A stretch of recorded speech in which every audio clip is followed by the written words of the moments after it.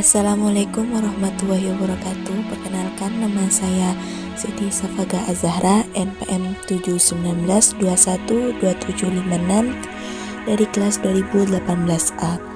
Di video kali ini saya akan menjelaskan tentang materi mata kuliah Manajemen Koperasi dan UMKM pada bab 15, yaitu regulasi pemerintah tentang ketentuan umum pembinaan, etika dan bisnis UMKM dengan 3 sub pokok pembahasan. Yang pertama yaitu regulasi pemerintah tentang UMKM, yang kedua ketentuan umum pembinaan UMKM, dan yang ketiga tentang etika dan bisnis UMKM. Untuk mempersingkat videonya, kita akan memasuki ke penjelasan pertama tentang regulasi pemerintah tentang UMKM terbaru, di mana tercantum dalam Peraturan Pemerintah Nomor 7 Tahun 2021 tentang kemudahan, perlindungan, dan pemberdayaan koperasi dan usaha mikro, kecil, dan menengah atau yang biasa disingkat dengan PP UMKM telah diterbitkan oleh pemerintah bersama 48 peraturan pelaksanaan lainnya dari Undang-Undang Nomor 11 Tahun 2020 tentang Cipta Kerja atau UU Cipta Kerja pada 16 Februari 2021 lalu. PP UMKM tersebut mengubah beberapa ketentuan yang sebelumnya telah diatur di dalam Undang-Undang Nomor 20 Tahun 2008 tentang usaha mikro, kecil, dan menengah UU UMKM. Salah satunya adalah aturan terkait kriteria UMKM itu sendiri. Selanjutnya saya sertakan tabel terkait kriteria UMKM. Dalam pasal 6 UU UMKM diatur berbeda secara signifikan dalam PP UMKM. Sebagai perbandingan bisa dilihat dari tabel yang saya sertakan.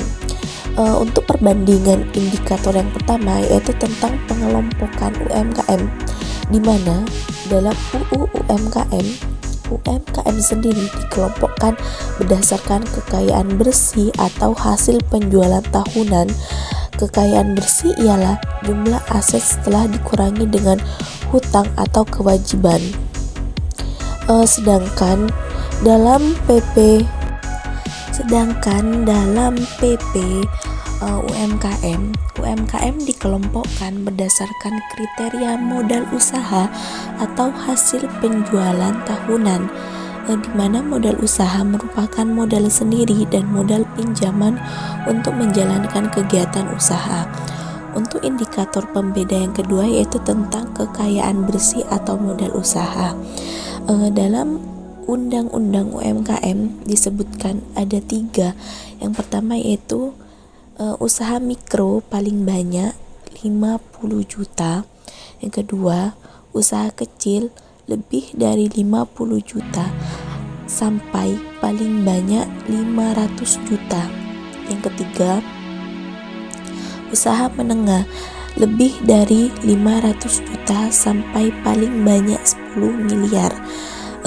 Itu di luar tanah dan bangunan tempat usaha.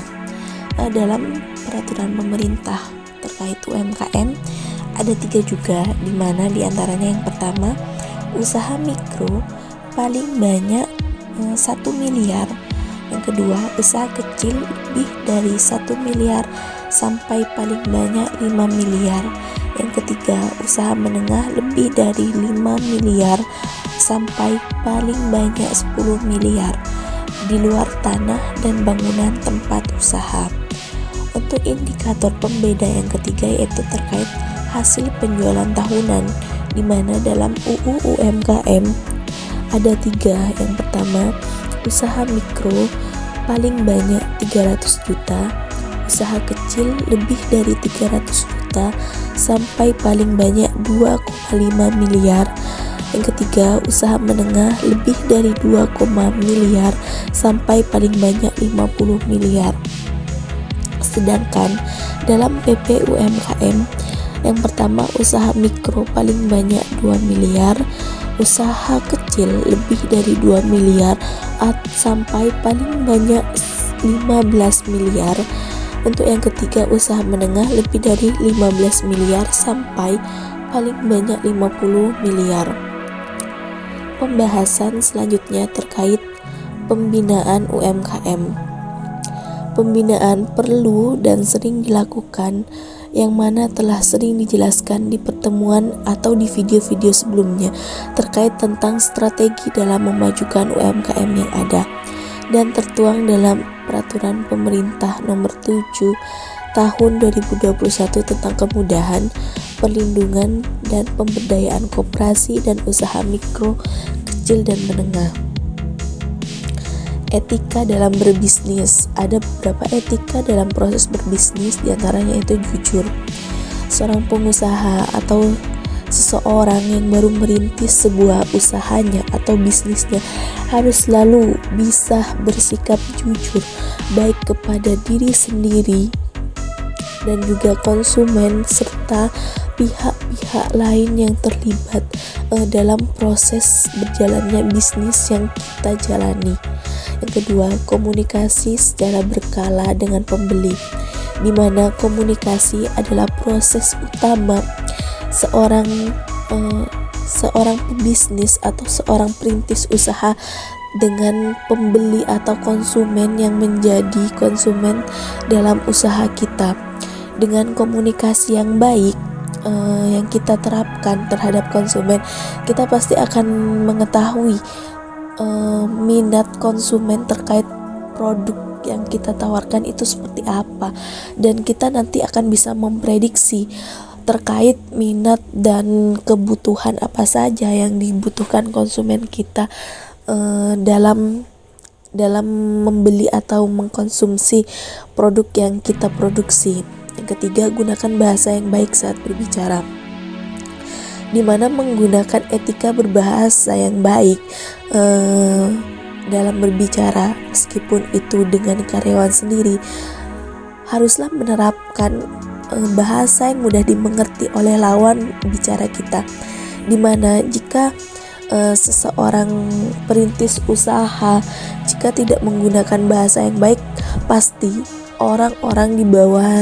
bawah kita atau bisa jadi konsumen, pembeli yang mengkonsumsi produk kita akan kesulitan dalam memahami penjelasan yang kita berikan terkait deskripsi tentang produk yang kita tawarkan.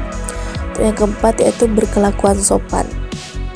Sopan sama halnya dengan jujur, yaitu sangat penting dalam sebuah menjalankan bisnis atau usaha, dimana jika sikap sopan kita terapkan kepada seluruh elemen atau seluruh orang yang terlibat dalam usaha kita, pasti orang yang terlibat dalam usaha kita, baik itu karyawan dan juga konsumen, akan merasa nyaman karena dengan sikap sopan yang kita terapkan, mereka akan merasa dihargai dan akan menumbuhkan kepercayaan diri mereka terkait usaha yang kita jalankan.